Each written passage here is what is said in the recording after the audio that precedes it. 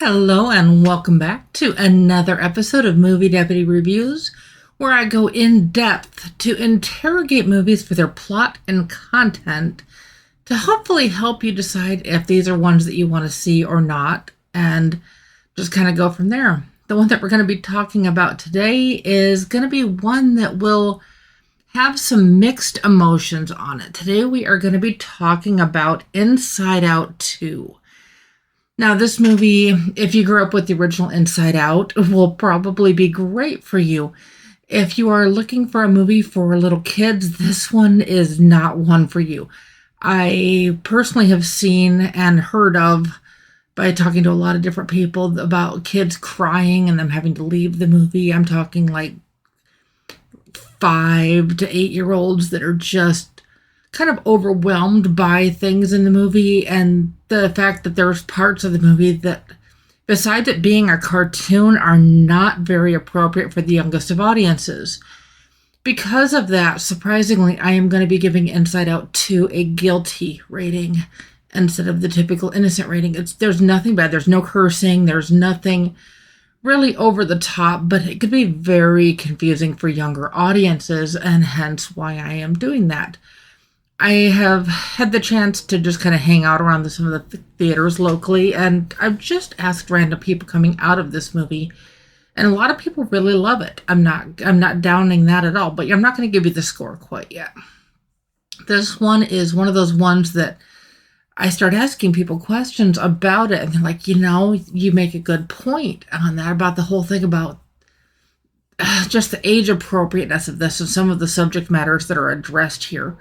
I mean, we get peer pressure, we get the whole overwhelming of puberty emotions, we get just an absolute, if you have not seen it anywhere on the media yet, you see there's a point of an absolute emotional breakdown on Riley's part here, but it's nothing that can be helped. I mean, it's an anxiety attack. There's really no other way to put it. It's an anxiety attack. And I have to give this movie kudos, because I have never seen an anxiety attack acted out and displayed in such a realistic manner before. I mean, I've seen anxiety attacks in other movies with humans, but it's acting. And, it almost doesn't feel like it's acting in this one, because I've been there. I suffer from depression, anxiety, and PTSD for different reasons. And when she is going through these emotions, it put the lump in your throat. If you've ever felt these emotions yourself, it's impossible to not relate. Now, mind you, she's in puberty, but guess what? We've all been there. We've all gone through that complex set of emotions, and just the angst of it all. I'm trying to think of the right words for that. It's just literally the angst. And this, like I said, this really delves deep into the sense of self. Like I said, suppressed emotions, your consciousness. It tells how we deal with memories, how we deal with friends. And like I said, a lot of this movie has to deal with peer pressures. And just the whole thing of wanting to fit in, that transition from junior high to high school, and the friendships and the emotional toll that takes. So there is a lot more to this than meets the eye. Now, of course, we still see all of the same emotions that we saw last time, but we get to see quite a few new ones. And there's even an emotion that's in the film here that is not listed on any of the other stuff that's on there. And I'm not going to tell you who that emotion is. If this is one that you decide to go see, that's going to be one that you're going to want to figure out. But I have a strong feeling, nothing from Pixar or Disney or anything yet, but I have a very strong feeling that this emotion that we just get a brief glimpse of in this one is just leading to the fact that we're not done with Riley yet. Now, like I said, is there another movie in the works? I don't know, but the fact that they're hinting to this other emotion that we get to see does kind of hint in that direction. So, if you do go see this one, if you haven't already seen it, there is a bonus scene after all of the credits, and it has to do with a deep, dark secret. If you have seen this movie and you are curious about the bonus scene, head on over to our YouTube channel, and you can find it there. And if you have not seen the movie, you can still see the deep, dark secret bonus scene, and it won't spoil anything for the movie for you.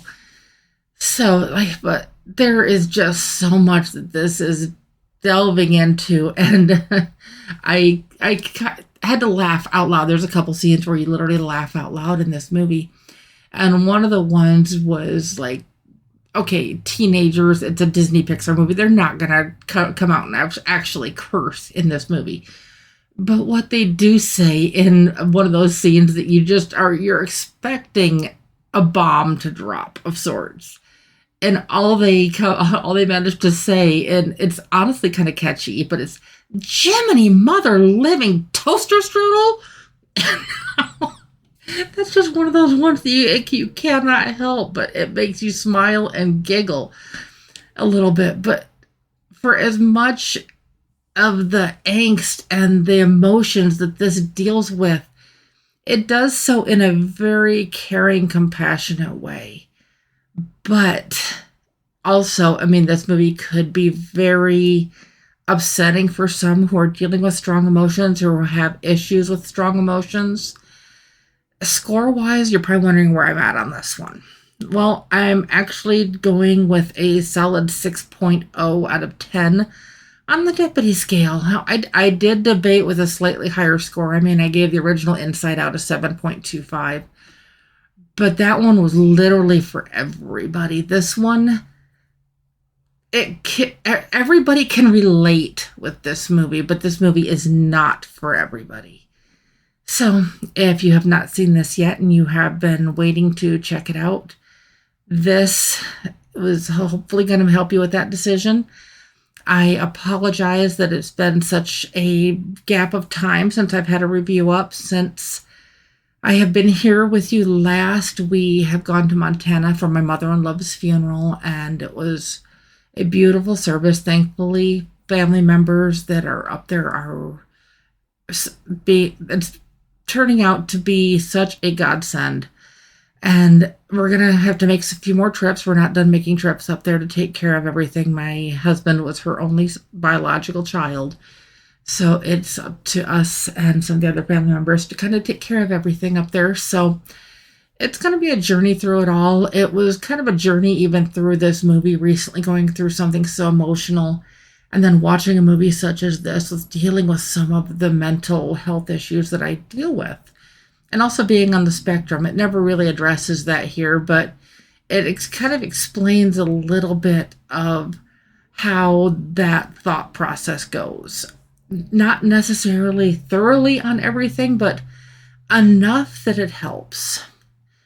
Now, at the end of the credits of this movie, it says that this film is dedicated to our kids. We love you just the way you are. And ultimately, I think that's the message. Love your kids. I mean, we're all going to make mistakes. Kids are going to make mistakes. All we can do is love them through it. Is there anything that's unforgivable with a parent-child relationship? That's slightly debatable depending on the situation. But in general, a parent-child relationship is just inconceivable on the amount of love that is shared.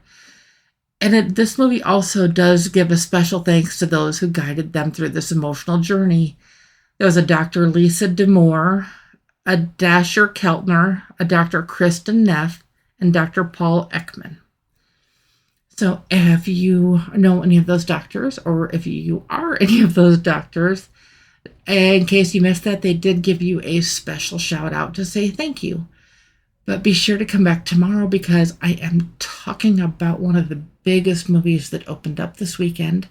So I am looking forward to it. I hope you are too. I'll be back tomorrow. Bye-bye.